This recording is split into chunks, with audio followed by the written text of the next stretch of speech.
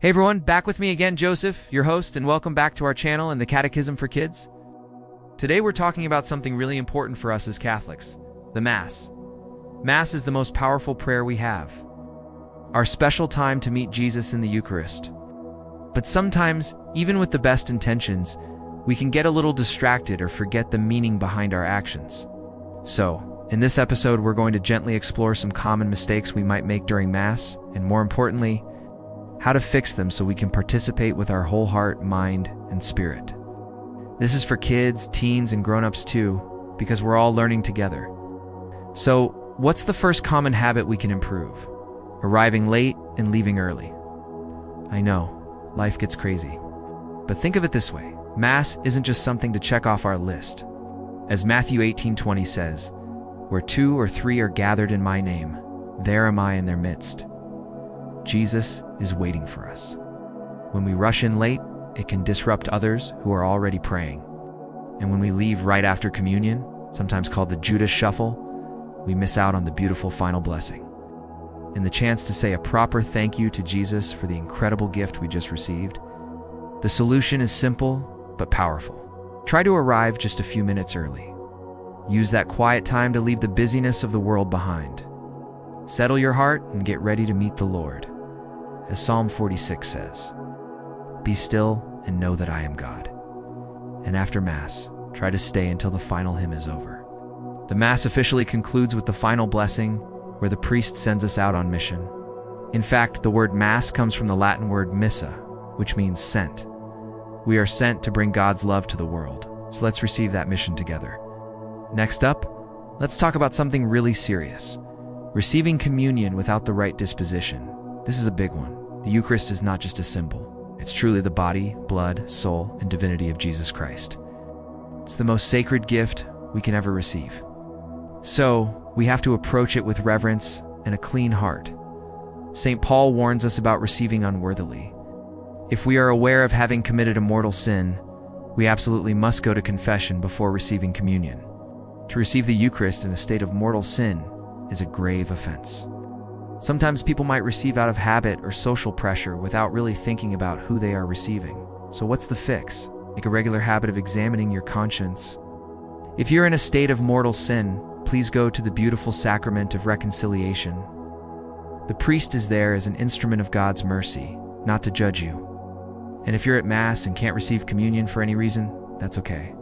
You can stay in your pew and make a silent act of spiritual communion, inviting Jesus into your heart spiritually. It's a beautiful prayer that unites you with Him when you can't receive Him physically. All right, mistake number 3. Talking or socializing in the church before or after Mass. We all love our parish community, right? It's wonderful to see our friends and catch up, but the nave, the main part of the church, is a sacred space. It's consecrated ground, a house of prayer. When we have loud conversations inside the church, it can be really distracting for people who are trying to pray and prepare their hearts for Mass. Or for those who are trying to offer a quiet prayer of thanksgiving afterward. So here's the simple solution. Save the chats for the narthex, the gathering space, or outside after Mass is over. Building community is so important, but let's do it in the right place. When you walk into the church, make the sign of the cross with holy water. Find your pew and take a moment of silence. Let it be a time of peace between you and God.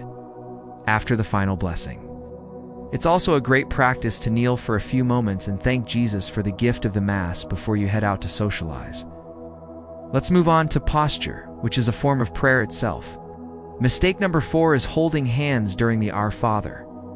I know, this is a very common practice in many parishes, and it often comes from a good desire for unity. However, it's not actually part of the official liturgy. The Church's instructions, called the rubrics, tell us what to do, and holding hands isn't mentioned. In fact, that gesture can sometimes be distracting or even uncomfortable for the person next to you. The proper posture for the laity during the Our Father is simply to stand with our hands folded in prayer. You might see the priest extend his hands in what's called the orans position. He does this because he is praying in persona Christi Capitas, in the person of Christ, the head on our behalf. This specific posture is reserved for the priest. So, while it might feel a bit awkward at first not to hold hands if everyone else is, following the Church's liturgy, is a beautiful act of humility and obedience. Okay, let's talk about our knees. Mistake number 5 is genuflecting improperly or at the wrong time. Genuflection is a beautiful and profound sign of reverence for Jesus, truly present in the Blessed Sacrament. But there's a right way and a right time to do it. The mistake happens when we genuflect toward the altar out of habit, even if the tabernacle isn't there, or when we just do a quick, sloppy bend. Here's how to get it right. We genuflect on our right knee. We do it toward the tabernacle, which is where the consecrated Eucharist is reserved. You can usually spot the tabernacle by the lit sanctuary lamp nearby. That red candle signifies that Christ is present. So when you enter or leave your pew, face the tabernacle and make a slow, deliberate genuflection on your right knee, all the way to the floor. It's an act of adoration. If the tabernacle is in a separate chapel or not visible from where you are, the proper gesture is to make a profound bow toward the altar instead. And speaking of bowing, let's clarify that. Throughout the Mass, there are moments when we are called to bow. For example, during the Creed, when we say the words, "And by the Holy Spirit was incarnate of the Virgin Mary and became man," we should make a profound bow. A profound bow means you bend from the waist, not just a quick nod of the head. A simple head bow is reserved for when the names of the 3 divine persons are said together, or when the names of Jesus, the Virgin Mary, or the saint in whose honor the Mass is being celebrated are mentioned. These small acts of physical reverence help our minds and hearts to focus on the sacred mysteries unfolding. Another common mistake is by not singing. Admittedly, this might not be crucial, but neither the congregation nor the choir is singing for your amusement. Hymns, which are representative of the antiphons, are a response of the faithful as part of the Mass, making them a part of the prescribed full, conscious, and active participation in the Mass. Don't fall prey to individualistic tendencies. We worship together, and that means singing together. And lastly, another common mistake that Catholics do is by not saying the response. Now, this one is more important than carrying a tune. How does somebody think that active participation in the liturgy is going to be accomplished without actively participating in the liturgy? Yes, it is primarily about interior disposition, but habitually refraining from the responses is a pretty solid sign of a poor disposition. Again, we worship together.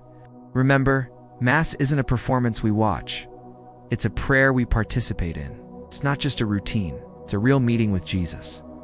Every little thing we do, we're arriving on time, singing the hymns, saying the responses, and making our gestures with reverence is a way of saying, "I love you" to God. The more love and attention we bring to Mass, the more we open ourselves to the incredible graces He wants to give us. Heaven literally joins us right there in the church. Thank you so much for joining me today. I hope these tips help you enter more deeply into the beauty of the Mass.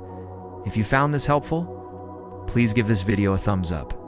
And don't forget to subscribe for more content to help you grow in your faith. Take care, everyone. Stay safe and healthy.